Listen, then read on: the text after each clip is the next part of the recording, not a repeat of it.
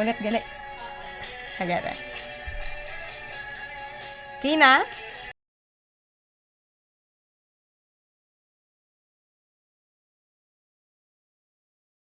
Kikinig sa School on the Air o Nutrition Sensitive Agriculture for Sultan Kudarat, ang ating eskwelahan sa radyo para sa mga magsasaka ng Sultan Kudarat. Sa programang ito, ating pagtutuunan ng pansin ang mga makabuluhang kaalaman tungkol sa Nutrition Sensitive Agriculture upang matulungan ang ating mga magsasaka na mapaunlad ang kanilang kabuhayan habang pinapabuti rin ang kalusugan at nutrisyon ng kanilang pamilya at komunidad.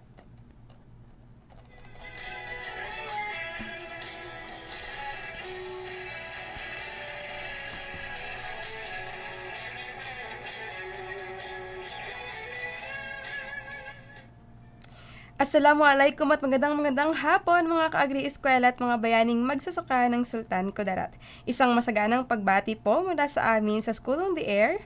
Ako po si Giselle Barbosa, Technical Staff ng ATI RTC 12.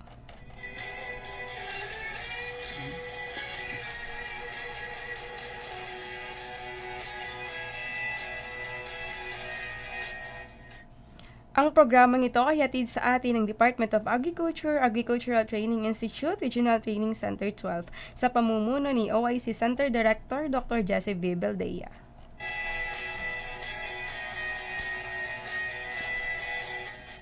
Katuwang ang OPAG Sultan Kudarat sa pamumuno ni Ma'am Estela Haliegado.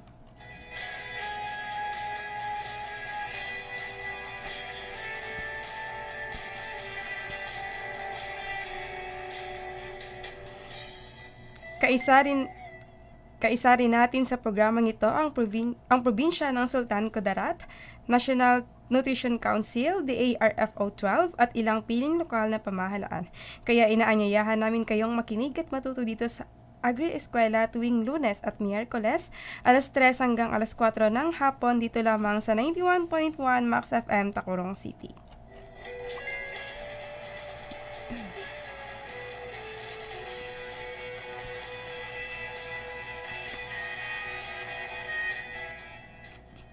Para po sa inyong mga katanungan at pagbati, text lamang kami sa 094984-82084. Huwag kalimutan na mayroon tayong official Facebook group, School on the Air o Nutrition Sensitive Agriculture. I-search lamang ito at i-follow para updated sa lahat ng announcements.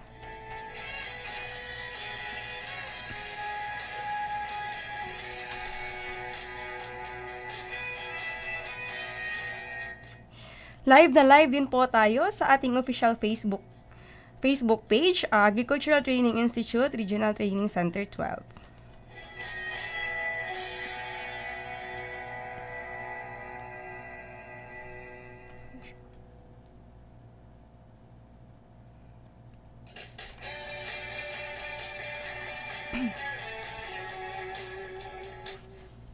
Noong nakaraang episode, napag-usapan natin ang tungkol sa cooking together, preparing simple and healthy meals kasama si Ma'am Abigail Garcia, food technologist, noong September 8, 2025.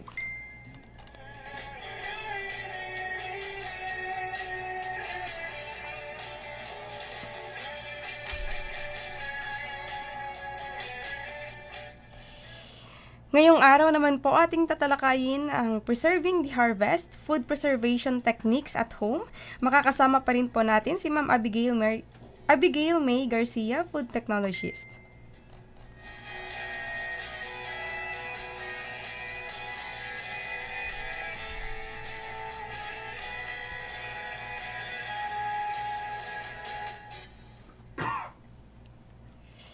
Magandang hapon po. Batiin po muna natin ang ating mga SOA enrollees na masigasig na nakikinig.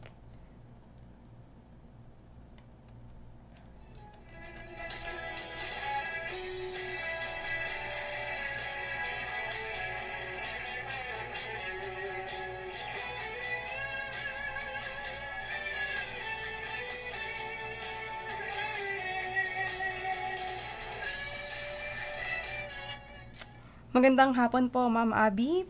Bago pa tayo magsimula sa ating diskusyon ngayong hapon, batiin po muna natin ang ating mga manonood sa ating live Facebook page.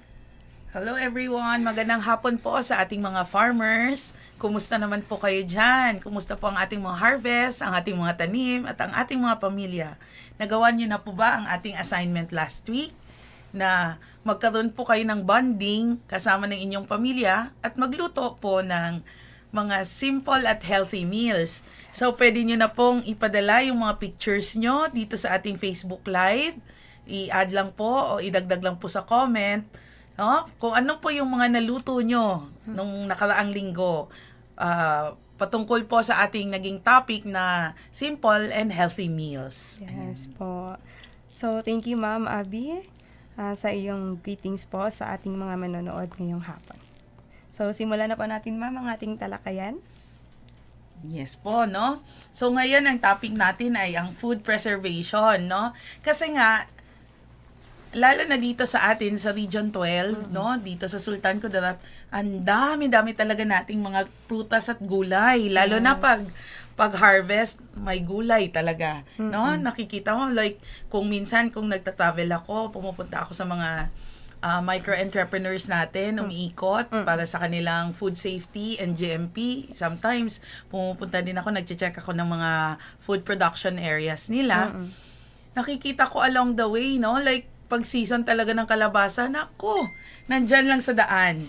Kaya no? nga po, yes ma'am. Napatanong nga ako minsan, Kuya, magkano ngayon yung kilo ng kalabasa, lalo na nung harvest time? Ang dami-dami talaga, nakatumpok lang, no? Doon sa daan, sa gilid ng highway.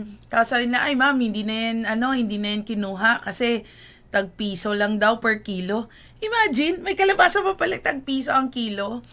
So, kawawa naman yung mga farmers natin, imagine mo, ilang buwan mong inalagaan, tapos bibilhin lang ng 1 peso per kilo yung Yes, kalabasa. talaga. At kung titingnan mo naman dito sa poblasyon or sa mga major municipalities natin, nasa 30 pesos na, no? 14 to 30 pesos yung kilo.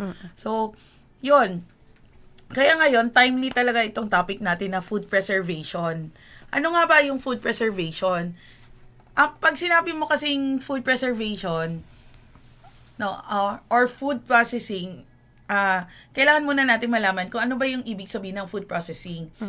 Ang food processing kasi, ito yung mga set of techniques, no, methods and techniques, pamamaraan kung paano natin matatransform, no, yung mga raw materials into another food na pwedeng kainin ng mga tao at hayop. No? Either sa pamamahay lang natin or pwede ding ibenta. Usually, ito yung paglilinis, pag-harvest ng crops, no? Or pag sinabi mong food processing kasi kasama na din yung mga animals na pwede natin gawing mas mahaba yung buhay. Ano ba yung ibig sabihin ng mahabang buhay or yung shelf life?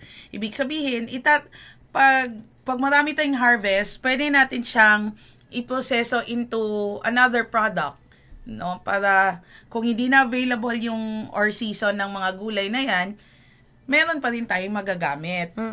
Yes. Yan. So, ano bang benepisyo ng pagproproseso ng ating mga gulay at prutas?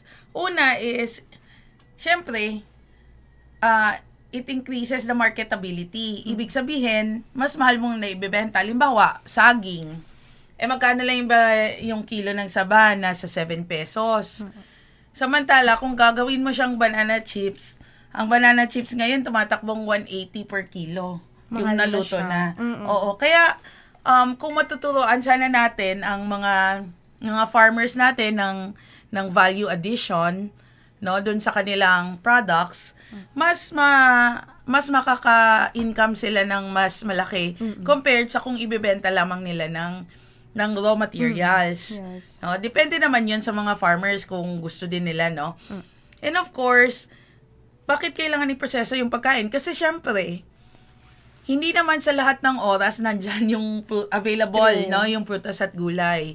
So merong times na hindi na siya season.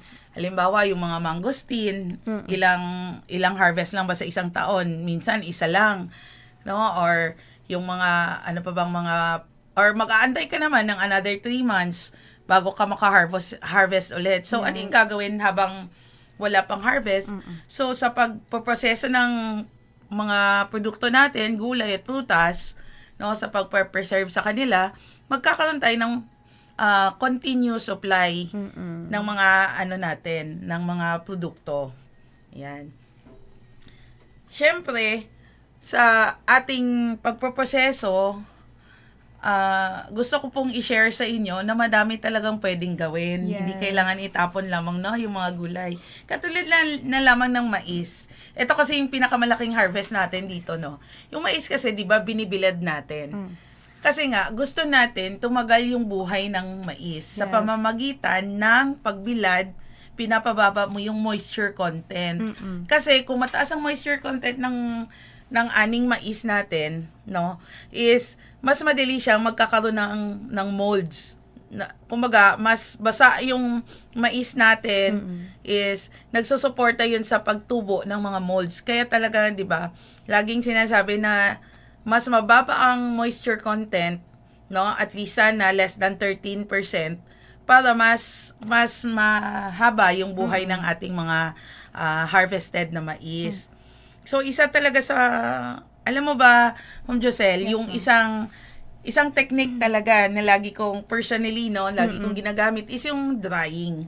Ibig sabihin, pagbilad. O, kasi, Pagbilad. di ba, ang yaman natin sa sunshine. Yes, super ma'am. Oo, ayan. So, basically, ang ginagawa mo pag nagbibilad, pinapakonte mo yung tubig. Yes. Ibig sabihin, bumababa yung moisture content. So, ibig sabihin nito, mas nahihirapan yung mikrobyo na tumubo. At the same time, no, na-extend mo yung haba ng buhay ng prutas at gulay na ginagawa. No, na harvested mo pala. Oo, ayan. Mahilig ka ba sa sinigang, Ma'am Ging? Super ma'am. Oo, di ba? Ang dami natin. Alam nyo ba, ang sinigang, syempre, ang taste buds kasi ng Pilipino, no? Merong matamis, maalat, maasim-asim, Yes yon. po. Yun kasi yung taste profile, no? Ng ating mga sa kulturang Pilipino na may konting anghang. Ayon. So ngayon, pag-aralan naman natin yung mga, ano ba yung mga halimbawa ng pagbibilad or pagdadry ng mga prutas at gulay. Yung isa kong ginagawa, pag marami talaga akong nakikitang kamyas, no, or sa Ilonggo, iba. Ayan. No, ina-harvest ko siya, tapos sinuhugasan ng, let's say, mga 3 beses siguro, hanggang maging klaro yung tubig, at wala na yung dumi, no, na nakakapit sa kamyas. Tapos hihiwain ko yun sa gitna. Tapos ilalatag ko siya doon sa bilao, kung meron kayong bilao or mga tray, Yes. at ibibilad. So, hindi na ho ako bumibili ng sinigang mix as much as possible kasi gusto ko nga sa bahay, kung pwede lang na yung nasa palibot ko lang, natural. Yes, ma'am. Yun, natural foods lang, no? So, yun, meron talaga akong whole year-round supply ng kamyas. No? Katulad kagabi, nagluto ako ng sinigang. So, hindi na ako naghanap pa ng additional ingredients. And syempre, Ilonggo ako, kailangan may batuan. Yes. No? So, isa din yun sa souring agent. Ang ginagawa ko naman sa batuan is, matapos ko siyang hugasan, ilalagay ko siya sa freezer. Ayan, so nabili ko pa siya nung July, nung Tinalak Festival. Ano na ngayon? July, August, September. Magti 3 months na siya. Buhay pa rin siya. No, nagagamit ko pa. Yes. So, ito yung mga techniques na pwede nating gawin. Una talaga is yung pagbibilad, no? Like sa kamyas, or yung mga oregano natin, lalo na ngayon, maulan, uminit, no? Laging nauubo. May mga tangkaso-tangkaso dyan. Yes. No, ugaliin na, aside from having those fresh leaves, no, like oregano, pwede naman kasi natin siyang ibilad at gawing tsaa. No? Yan. Ako ganyan. Pag marami talagang harvest, although dito kasi sa atin, very blessed tayo, no, sa Yes. Region 12. Kasi, nasanay tayong laging presko yung ating kinakain. Kasi nga, True. nakukuha mo lang kung mahilig kang magtanim, nako, hindi ka talaga magugutuman. No? Kaninang umaga nga, naka-harvest na naman ako ng aking sigarilyas. Wow. No? Ayan. So, yun, na-enjoy ko talaga yung pagtatanim. At the same time, dahil isa akong professional food technologist, Yes. licensed ako, na intindihan ko kung paano i-extend yung buhay ng mga prutas at gulay. At yun po yung gusto kong i-share sa inyo. Halimbawa din, actually, isang major issue to nung nag-harvest ng kalabasa, 'di ba? Oh my Yes, God, ma'am. parang sabi ko, sayang-sayang naman nasa nasa gilid lang ng daan. Bakit kaya walang post-harvest facility yung ating mga munisipyo? True. Ano bang ibig kong sabihin nito? Yung point sana na bigyan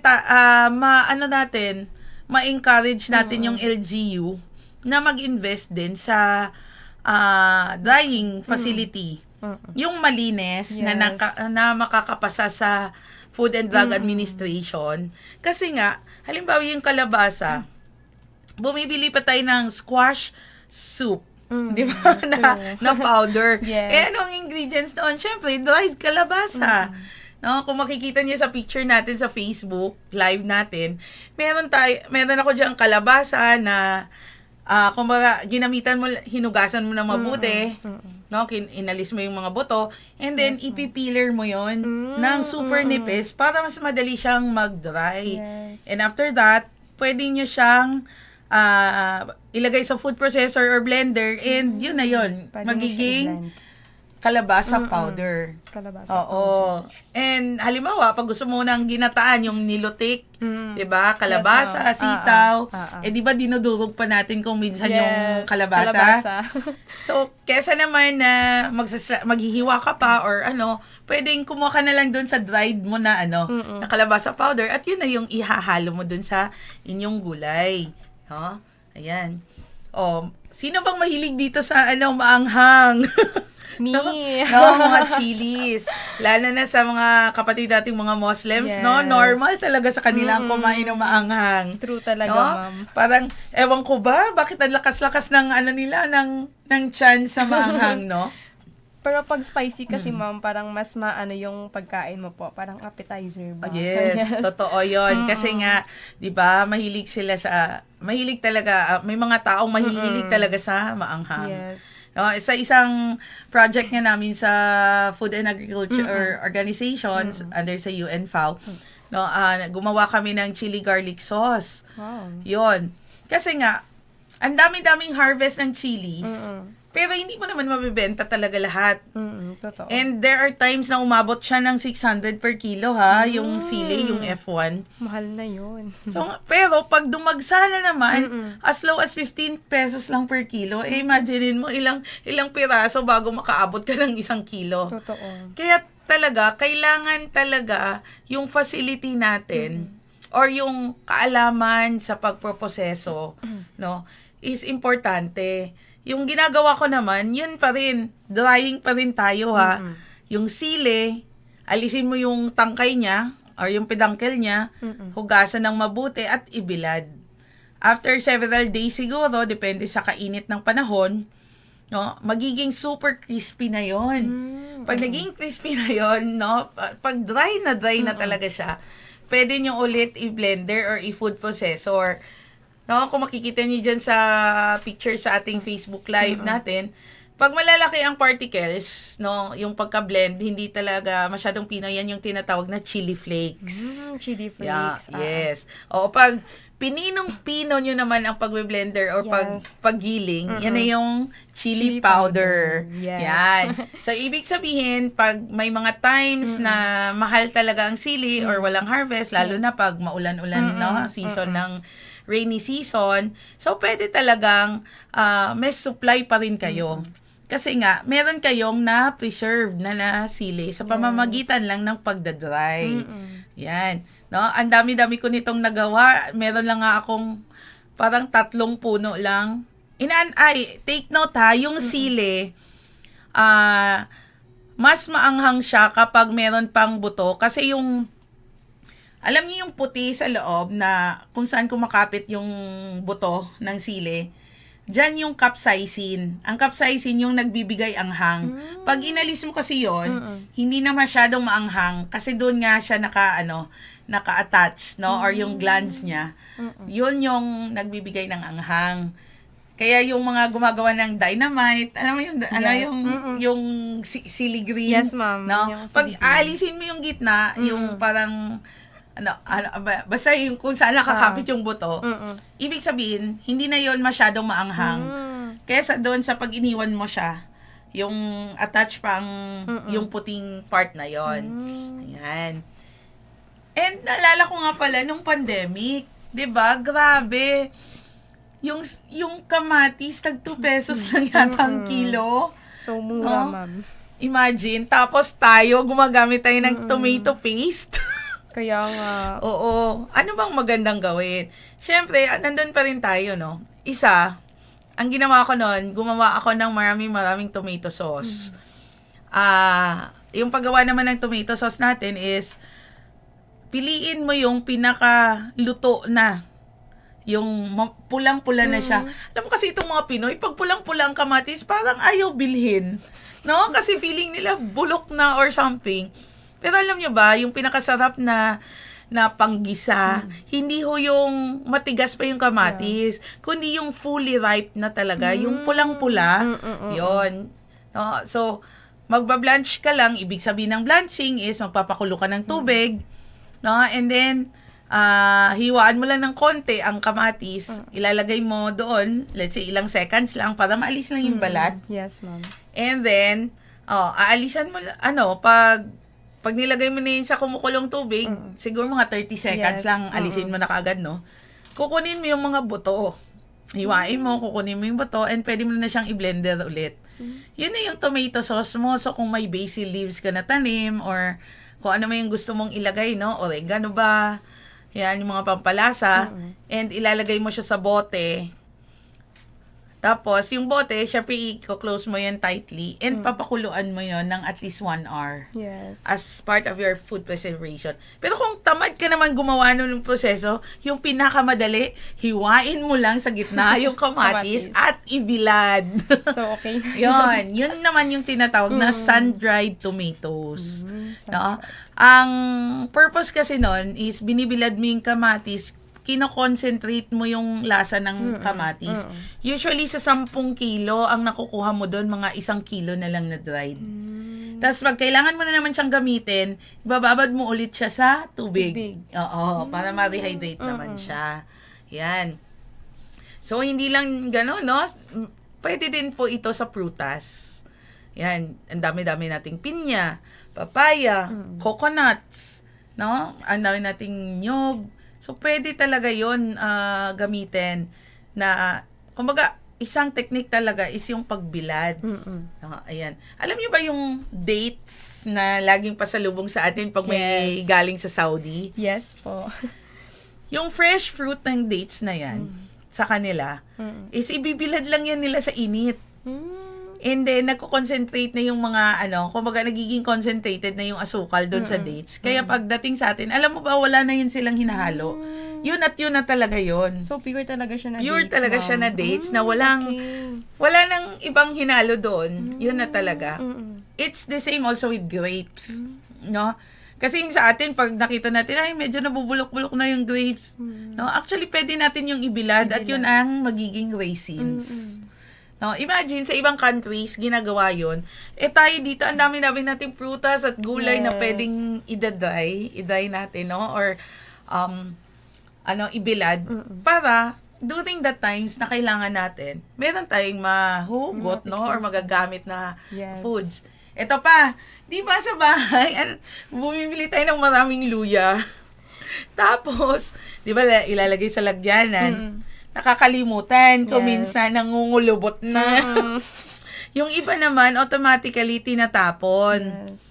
So, ibig sabihin yan, pag nangulubot na, as long as wala pang amag or molds, no? Ibig sabihin yan is nag-dry na. Or, nag-dry na nga, no? Yung luya. Huwag nyo hong itatapon. Ibig sabihin nun, pwede nyo pa yung gamitin, no?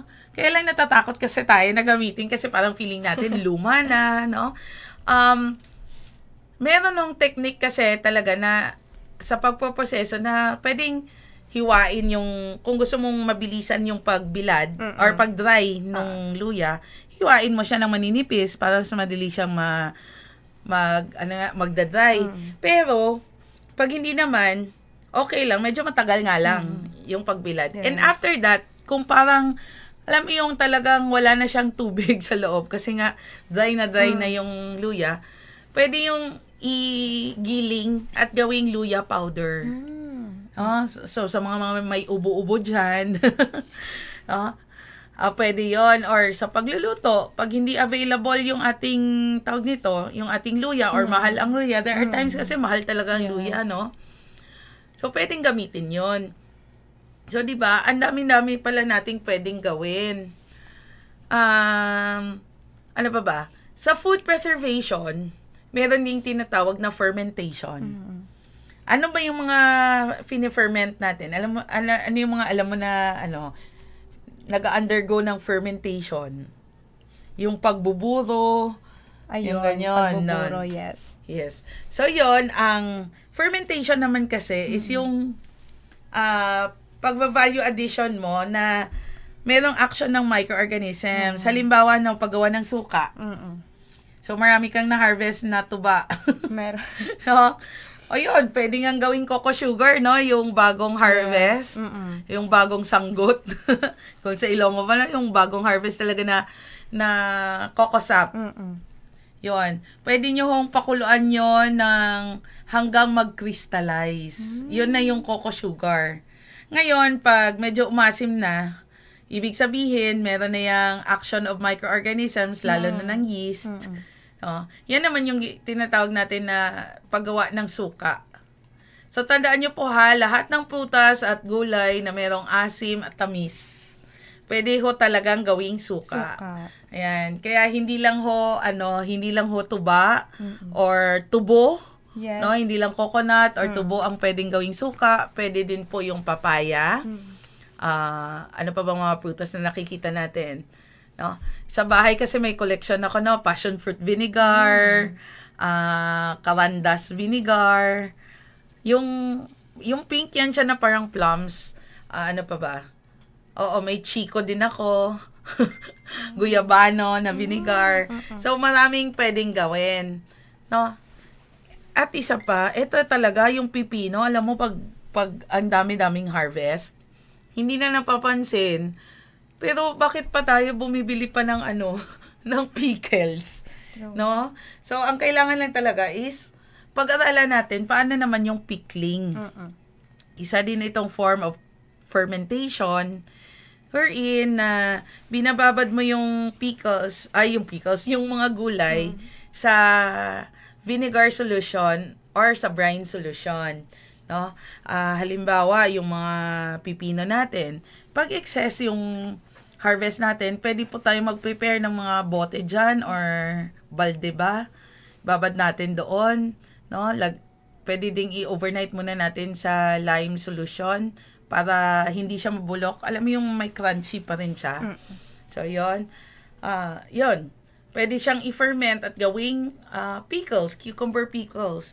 Alam mo ba sa US, ang pickles nila hindi matamis. Pero dito sa Pilipinas, lahat na lang ng pickles natin matamis. Yes. Oh. Yun ang kung makikita nyo din sa Facebook Live natin, meron tayong picture dyan ng pineapple, pinya, no, na ferment din natin. So, kumuha ko kayo ng wide mouth jar or balde. No? Lagay nyo lang doon yung nahugasan yung pinya. Pati balat, pwedeng isama basta malinis ha. Wala nang mga dumi like buhangin. No? Tapos, ika-cover nyo lang yun ng cheesecloth or katsa. Lagyan nyo ng tali para walang langaw na pumasok. No? At hayaan nyo ng mga 30 days. Yan, 30 to 45 days hanggang umasim. Yan na yung magiging pineapple vinegar. Ayan. So, kung ayun nyo naman ng pineapple vinegar, gawa naman kayo ng papaya. Another. No? Kung saging, masarap din. Actually, isa sa favorite ko na vinegar is galing sa saging. So, yun. So, hindi ibig sabihin, kailangan pumunta ng Tiangge at bumili ng hindi natural na vinegar, no? Pwede po kayong gumawa ng inyong sariling mga suka galing sa available na mga produkto sa ating mga farms. Ayan. Oh, baka pwede ding wines. Ayan. Kung ayaw nyo ng suka, meron ng mga techniques na pwede ding gawing wine. Yes. No? Ayan. Parang natutuwa yung mga farmers kasi after a long day of work, pwedeng hindi na yung commercially available ng mga inumin. Pwede na pala yung fruit wines. O, di ba? Social.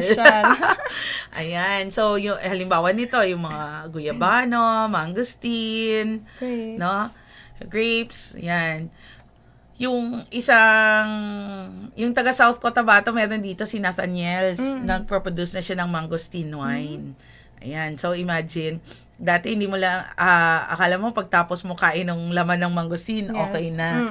Pero yung balat din ng mangosteen, pwedeng i-dry yun at igawing tsaa. No? Yun naman yung tinatawag na, sabi nga nila parang MX3. Yun pala yun, yung balat. Kakainin mo lang kumaga alisin mo yung buto. Ibibilad mo yon hanggang parang maging bato talaga siya ka-dry. Yes. And then iga-grind. Yun na yung mangosteen powder. Ayan. Sige. So, ang dami-dami pang food preservation techniques, no, na pwedeng natin gawin. Ano pa ba? Of course, meron pa pala yung sugar solution or niluluto natin ng prutas at gulay, no, sa sugar solution para tumagal yung buhay nila. Halimbawa nito is yung pagluluto natin ng mga jams. No, pag season ng mga prutas nyo dyan, yung mga durian. No, syempre, hindi na makain lahat, di ba? Yes. So, pwede yun gawing durian jam or durian candies. Pag jam kasi, kailangan yung buong fruit niya, no? Syempre, wala yung buto or liso. Yung niya lang, yung flesh niya. Ayan, so, ano pa ba? May nagawa kasi ako last time, rambutan candy. Alam mo, tuwang-tuwa ako kasi para siyang gummy bear. No, makunat-kunat na talagang siya, gummy bear for me. Ayan, so, ang swerte-swerte nga ng farmers, no? Ang dami-dami nilang prutas at gulay na pwede talagang iproseso. Yes. Tayo dito sa syudad, kailangan pa nating bumili. Oo, sila. Or papaya jam. Hindi niya na ako kailangan bumili ng mga palaman. Kasi, nandun na lahat no? Halimbawa, cassava. Pwede na. Oo, alam niyo ba yung cassava? Ang other terms nun is matling yung starch niya. Yes. No? Ang cassava, or kamoting kahoy or balinghoy, pag in-rate mo yan, or ginadgad, no? Pipigaan mo, meron yung maiiwan na puti. Ayun. Hayaan nyo lang overnight hanggang mag-settle down yung puting powder sa baba. Itatapon nyo yung tubig, no? Yung nag-separate na tubig na portion. And yung matitirang puting starch, pwede nyo po yung ibilad. And pag dry na talaga siya, yun na yung pwedeng pangpulbos or pwede ding pangpalapot ng mga ulam natin. Yun yung tinatawag na cassava starch. Yan. Imagine, walang effort, di ba? For sure, ang mga farmers natin, marami talagang kamoting kahoy. Yan, no? Yung isang craze ko ngayon is yung kundol. Alam mo yon? Kundol. Nakakita ka na ba nun? Yes po, ma'am. Oo, di ba? Alam mo ba, sa Taiwan, doon kasi nag-start ang milk tea, no, na uso. Yan pala yung winter melon. Yung ginagawa nating winter melon milk tea. Yan. So, ang ginagawa naman doon, binabalatan. Para lang siyang malaking pakwan, pero green na mabalahibo. No, parang may powder siya, kaya siya tinawag na winter melon. So, babalatan mo yon, tapos para lang siyang melon na orange. Yung melon natin na orange, yung winter melon or yung kondol, yun yung green. No? Mo lang siya, papakuluan ng matagal hanggang parang maging dark brown yung syrup. Yun pala yung dinadagdag sa sa milk tea para magkaroon ng flavor na winter melon. Ayan. Pero yung gusto ko talaga sa kondol is ginagawang candy.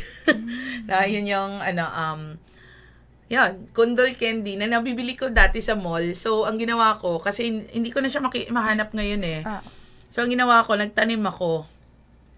After that, pinoseso ko din siya. No, hiniwa ko siya. hinugasan, binalatan, hiniwa ng strips. Tapos binabad ko siya sa lye water or apog. No, siguro mga 1 kutsara sa 4 na litrong tubig. Tapos binabad ko doon. No, at least overnight yung nahiwa kong kondol. Pagka next day, hinugasan ko siya. After ko nang hinugasan, pinakuluan ko na siya kasama yung asukal. So, yun, hanggang maging candy. So, crunchy siya. Crunchy. Yun, oo. Tuwang-tuwa ako doon. Parang feeling ko nung kabataan ko ulit. Ayan. Ano pa ba? Meron pa, ang dami kasi mga technique sa food preservation. Isa pa doon yung pasteurization. Ang pasteurization naman is, iniinit mo yung liquid. Halimbawa, gumawa ka ng suka. Pag naabot na yung yung nahanap mo na asim, no, para hindi na siya magtuloy. Nakatikim na ba kayo ng suka na ang tagal yung tinago, tapos ang lasa na lang parang tubig? Yon. Meron kasing ganon, pag nasisira na ang suka, yung mga natural vinegars, yun yung degradation part niya, no? Nagiging tubig, water and carbohydrates. So, dapat pagdating dun sa peak or sa pinaka-asim na portion, kailangan yun i-pasteurize. No? At least siguro below 80 degrees Celsius for 15 seconds lang. Ibig sabihin, hindi mo papakuluan, ha? Iinitin mo lang siya hanggang 80, let's say less than 80 degrees para lang mamatay yung mga mikrobyo na nandoon. And then yun, ma-preserve mo na yung kaasim ng suka. Ayun. Sige. Ano pa bang, Ay, nakalimutan ko. Syempre yung pinakamadali. Paggawa ng juice. 'Di ba? Value addition. Pag maraming kalamansi, pwede mong gumawa ng calamansi juice. Ayan. So, ang dami-dami natin, no? Sa Sultan Kudarat. Hello dyan sa Raed Food Processing, no? Meron silang calamansi juice. FDA approved na rin. Kasi nga, sa sobrang dami ng tanim nilang calamansi, no? As farmers, kinonvert na nila, ma'am, no? Kumbaga, inaral nila yung proseso ng calamansi juice processing. And ngayon, nagbebenta na sila ng calamansi juice. Yan. So, ayun, makita mo, passion fruit, guava. Uy, na-miss ko yung guava jam, ha? Kasi ngayon, parang konti na lang yung gumagawa ng guava jelly or guava jelly pala kasi juice lang ang ginamit natin. So, yung guavas naman or bayabas, yung pinakamasarap yung pink, yung native. Yung native. Oo, yun, yung native na bayabas. So, ang gagawin niyo naman doon, huhugasan ng mabuti, at hiwain niyo lang siya ng maliliit, papakuluan. No, let's say, sa 1 kilo ng bayabas, 1 litro ng tubig, ang kinukuha niyo lang kasi doon is yung lasa ng bayabas at pectin. Ang pectin, yun yung naga-jelly-jelly na texture. So, tapos yung pakuluan, yung guavas, no, or yung bayabas, is i-drain nyo yun. Huwag nyo hong itatapon yung sabaw. Kasi yung sabaw lang ho yung gagamitin nyo sa pag-produce ng guava jelly. And then, usually, 1:1, 1 cup ng guava juice, sa 1 cup ng asukal, or kung ayaw nyo ng masyadong matamis, gawin nyo lang kalahati. So, yun, lulutuin nyo yun hanggang lumapot, yun na yung guava jelly nyo. O, diba? Ang dami-dami nating pwedeng gawin. Of course, katulad din ng pipino kanina, nandyan na yung ating atsara. Favorite. Pampagana. Ayan. Mga farmers, hindi lang ho atsara, papaya, ha?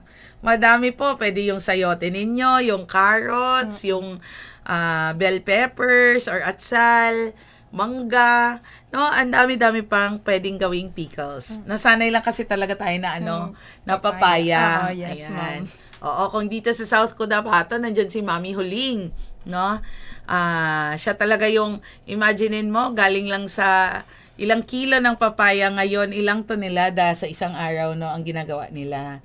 So, imbes na ibenta lang nila, let's say at 5 pesos per kilo or 7 pesos per kilo yung saging, yung papaya na raw material, gumawa sila ng paraan paano ma-preserve and gumawa nga, pinoseso nila at ginawa itong pickles. So ngayon, all over the Philippines na sila nagsusupply ng Mami Huling's Achara. Ayan. So ang dami-dami pang pwede, ano? Ma'am Ging, ikaw, anong ginagawa? Ano pa bang mga food preservation techniques ang gusto mong malaman?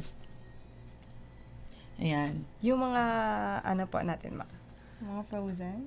Oh yes, tama ka. Food. No, frozen. Kasi, kung tamad ka talaga magproseso at meron namang freezer, Yes, ang motto ko sa buhay ay ilagay lang siya sa freezer. Freezer. No, lalo na yung mga hinog na Yes. nakamatis.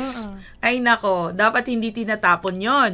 No, as long as wala pa siyang bulok, no, linisin niyo lang, hugasan na mabuti, at ilagay sa freezer. Pag kailangan niyo na ng pangsabaw, all you have to do is, kunin niyo yun sa freezer at hindi niyo na kailangan hiwain. Hugasan niyo lang ulit or, no, tapos ihulog lang siya dun sa sabaw. Direct na siya. Yes, at makikita mo Yes. talaga na walang ka-effort. Madudurog na yung kamatis. Kaya bawal magtapon, no to food waste. Food waste tayo, mga Yes po. Ayan. Ano pa ba? So, I think natalakay naman natin lahat, no? Not unless meron pang mga katanungan dyan ng ating mga manonood or tagapagpakinig. Yes. Yan. Sige. Sana may, may mga examples din yung ibang farmers natin na pwede namang i-post dyan. Baka meron kayo dyang processed food, no, sa inyo, yung mga buro ninyo, pickles ninyo, suka, pwede nyo pong i-picturean at ilagay sa ating Facebook Live, no, sa comment section, para makita din po natin kung ano yung mga nagawa nyo ng mga produkto na gumamit ng mga preservation techniques. Yes. Ayan. Kaya ating mga ka-farmers po, it's time to showcase po your mga ginagawa po ninyo na food preservation techniques. Ay, Ma'am Ging, nakalimutan ko Yes, pala. ma'am. Alam mo, yung malunggay, Mm-mm. naku, ang mahal-mahal pala nung dried malunggay. Ginagawa kasi siyang capsule. Tapos tayo dito, ginagawa lang nating bakod. Yeah. No?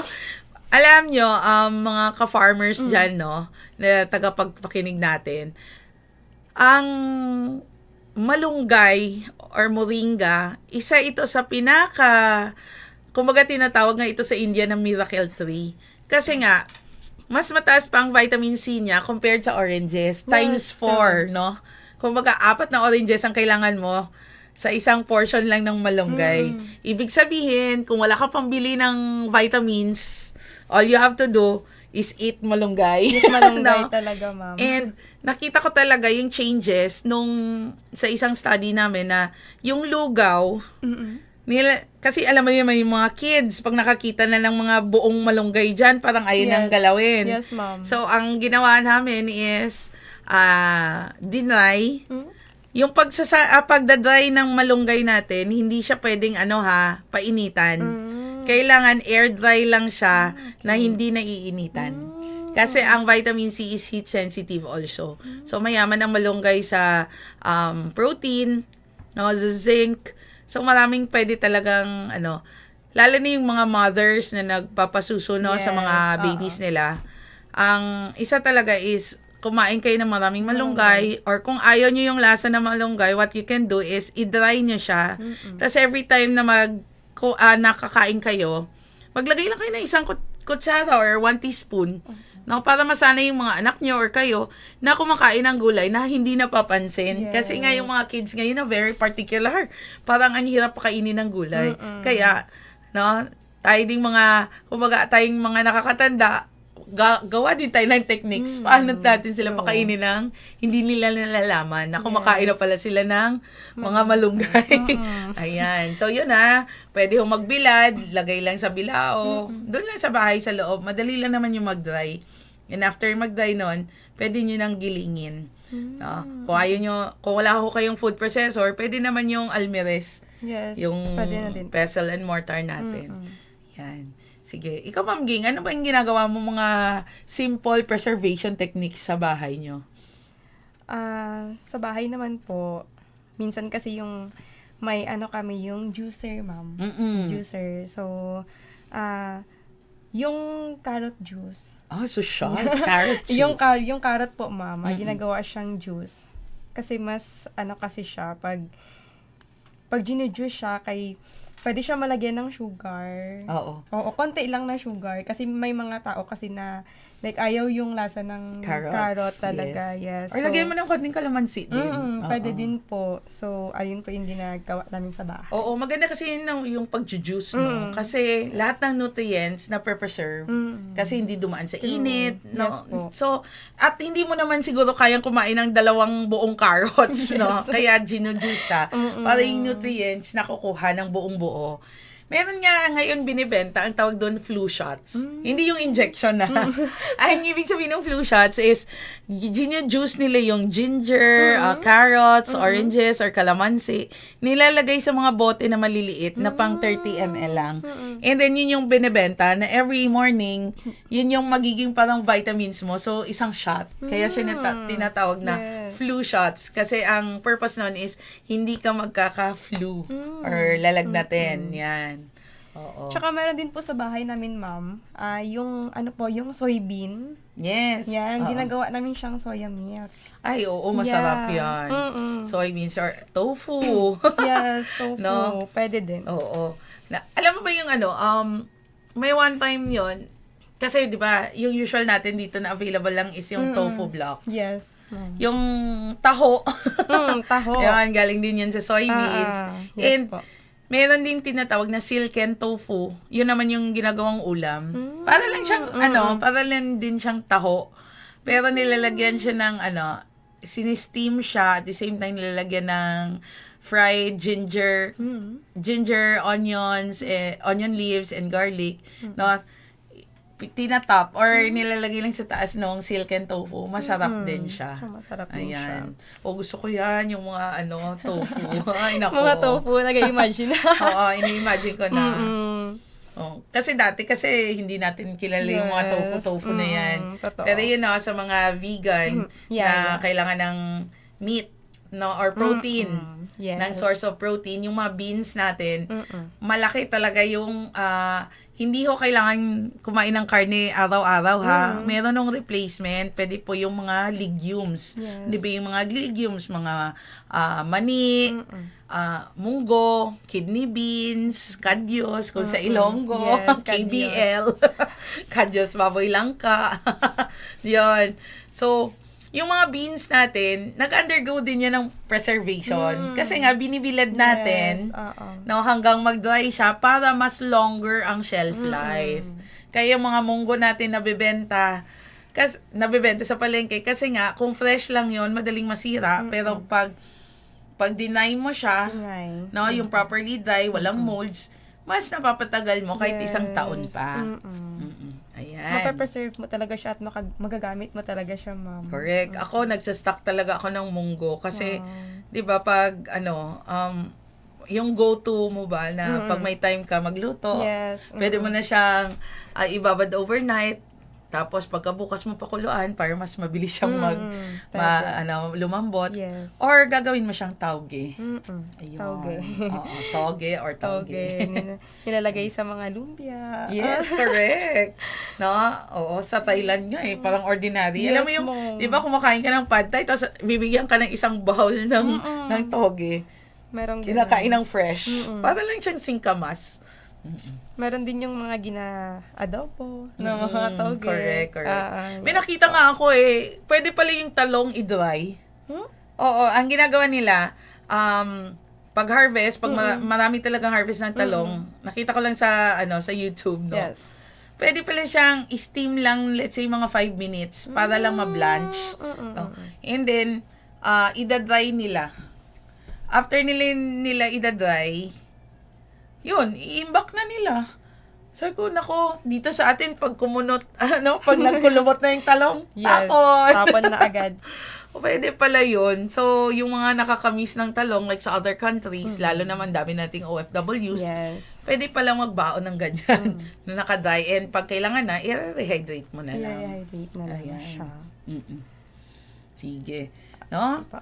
Ayan. So, sana no, mga ka-farmers dyan natin, kung gusto niyo pong mag-aral pa ng mga food preservation techniques, pwede din ho kayo sa organization nyo, baka pwedeng kausapin si municipal agriculturist, no, na magkaroon ng proper training in terms of food preservation. Yes. Alam ko kung maka-request naman at baka mapondohan din ni LGU, sana no, mas maturuan pa paano mag-preserve ng magkaroon ng preservation or processing. Yes. Initial post-harvest processing yung ating mga gulay, Yes. no, prutas at gulay. Alam mo ba nung nasa Africa ako, yung lemongrass or tanglad. Tanglad. Binibenta siya, tanglad tea, dried leaves. Wow. Tapos tayo dito, harvest ka lang dyan sa Harvest labas. lang. Sa labas Oo. lang po. So imagine, no, wag niyong isipin ho na walang bibili kasi nandito lang. True. Ibig sabihin yan, baka yung ating customers ay hindi po taga dito. Kasi kung taga dito lang, lahat naman tayo may mga tanim na gulay. Pero baka pwede home later on, maisip niyo ding for additional income. Yes. So magproseso po tayo ng mga excess nating gulay, no, prutas at gulay para yun, aside from having it all year round, Yes. no? Kahit hindi season, meron kang supply kasi nga na-preserve mo ng maayos. At the same time, pwede din ibenta. Yun po. Ayan. Sige. Anong Ay po. opo, no? Ayan ha, mga ka-farmers, sa sunod nating meeting, I think this is the last episode na, Yes, no? ma'am. This is the last episode na po ng ating Ng SOA. SOA NSA. Yes po. Ayan.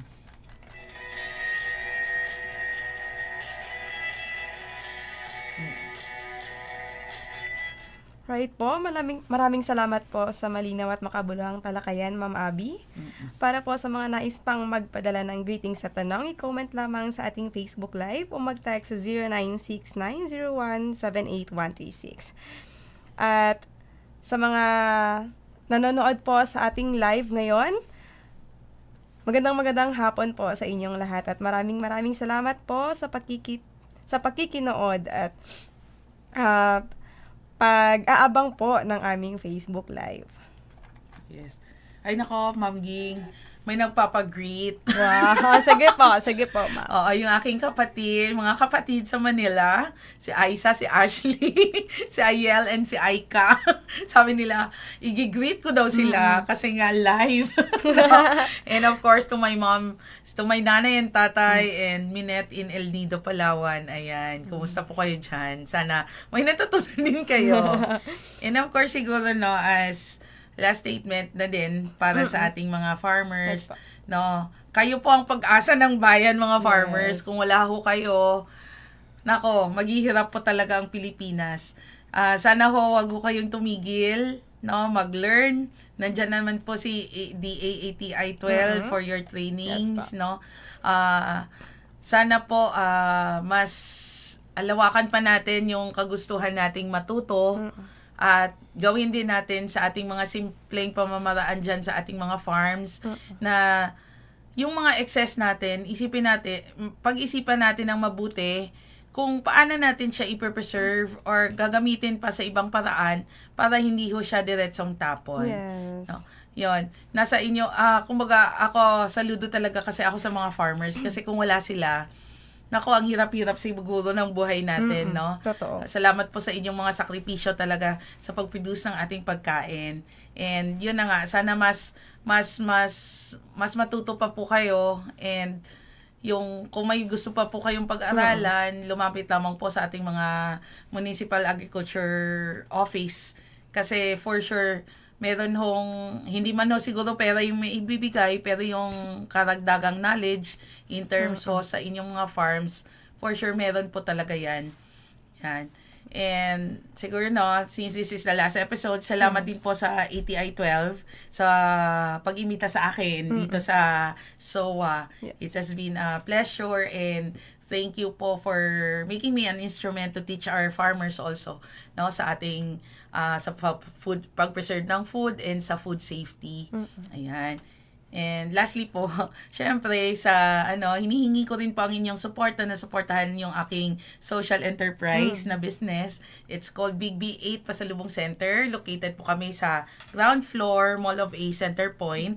So nagbibigay po ako ng opportunity sa mga micro-entrepreneurs na mag-display ng kanilang mga products. Hindi ho ako nag-charge ng renta. Ang lang is mahabigyan po kayo ng opportunity to sell your products. Tingnan natin kung mag-workout po siya sa market. No? And pag nag-workout, then siguro next level tayo, magkakaroon na kayo ng mga lisensya, yung ganyan. Now, if there is potential to your processed food business. Ayan. So, maraming salamat po, DAATI 12 at sa ating mga farmers. Ayan po, maraming salamat po Ma'am Abby sa inyong mensahe sa ating mga SOA enrollees po.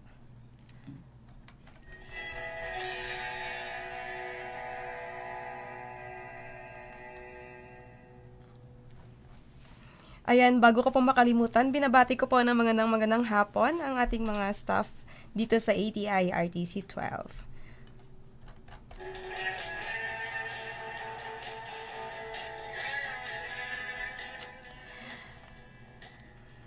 At dyan po, nagtatapos ang episode 15 ng ating School on the Air on Nutrition-Sensitive Agriculture para sa Sultan Kudarat. For our text line for greetings and queries, i-text lamang po kami sa 0969-0178-136. May Facebook group din po kami na School on the Air on Nutrition-Sensitive Agriculture. For our website po, i-click lamang po ang https://elearn.e-extension.gov.ph.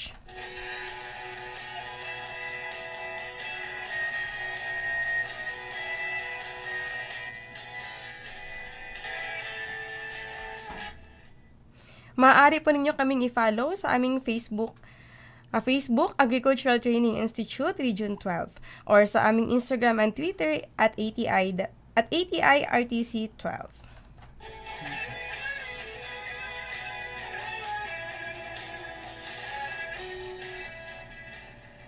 Ang aming schedule po ng broadcast tuwing Lunes at Miyerkules, alas 3 hanggang alas 4 ng hapon, dito lamang po sa 91.1 Max FM Tacurong City. Binabati rin po namin ang mga nagse-celebrate ng kanilang mga kaarawan ngayong linggo.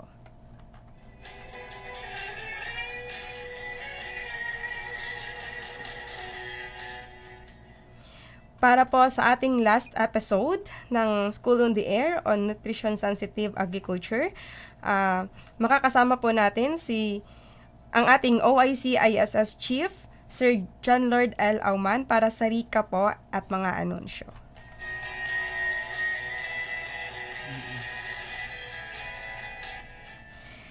Sa ngalan po ng ating ATI Director, Engineer Remelen R. Cotter, MNSA CESO 3, Deputy Director Ma'am Antonieta J. Arceo, ISD OIC Chief Ma'am Pamela Mapala,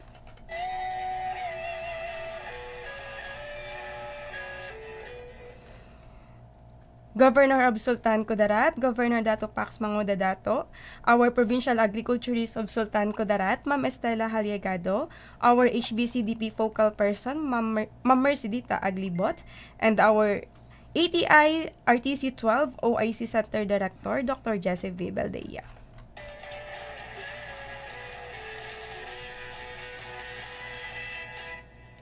Hanggang sa muli nating pagkikita sa radyo, ako po si Giselle Barbosa na nag-iiwan ng isang mensahe: pag may tanim, may aanihin. Kapag may kaalaman, may uunlad. Magandang hapon po, mga bayaning magsasaka.